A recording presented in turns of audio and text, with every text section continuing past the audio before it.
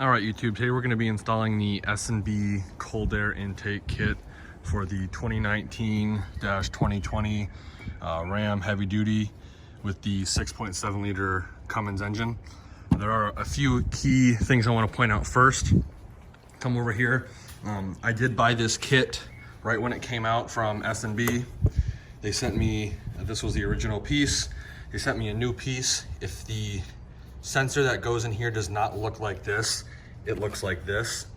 You need to contact S&B to get this particular piece. A lot of people were having check engine lights when they were installing this. So I bought this on Amazon, shipped out, and then 2 weeks later, S&B mailed this to me without me even really asking for it or knowing I needed it. So make sure you do have this piece on your kit before you install it, or you might get a check engine light. Also, I did pre-install pretty much the entire box. I put it all together. That is a separate video on my channel. So if you want to see how to put the box together, I will link to that video as well. I'll also link to where you can get this on Amazon. It is a pretty popular item, so it's currently out of stock, but again, I'll just be linking to that, so when it does come back in stock, you can pick one up. Also, they recommend letting the vehicle sit for a minimum of an hour after it's been driven. Engage the parking brake and disconnect both positive batteries, both positive terminals, I should say. The positive over on the passenger side is underneath this little panel right here, and it's right there.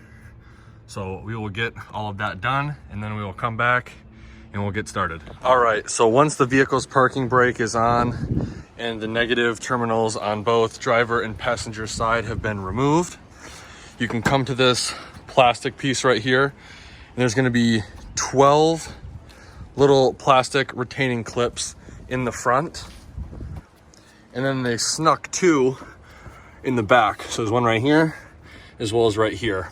Also, I would definitely recommend a step stool, just because it makes getting up into the engine bay a lot easier. So we're gonna take this off and then we'll move to the next step. So now that we have the black plastic piece removed, this is the air intake right here. We're gonna remove that guy and that guy. Then we'll go to the next step. Next, we're gonna grab a T15 Torx bit and remove the IAT sensor and the MAF sensor. Get those done, and then we'll come back to the next step. So now that we removed the T15 Torx bit, we're gonna take these out, the IAT and the MAF sensor, and they're also held in right here by this little panel clip, so you can take your panel popper or a flathead screwdriver and remove this to break those cords free. Now we're gonna remove the stock intake housing. You're gonna loosen this clamp right here with a flathead, and there's one all the way down by the turbo. See if I can point it out to you. Right there, that we're gonna remove as well. Once those are loosened and this portion comes off, we can then lift up on this and it will take the entire housing off for us. All right, so the next step is gonna be to grab your intake tube and install the IAT and the MAF sensor and the IAT sensor, and then install it to the turbo. Just a tip, it's easier if you leave this flathead screw facing up. Depending on how your truck came, the stock one was over in this location. It's way easier to access if you put it over here. This one doesn't really matter where it is because you won't really need to have access, or you won't really need to use it.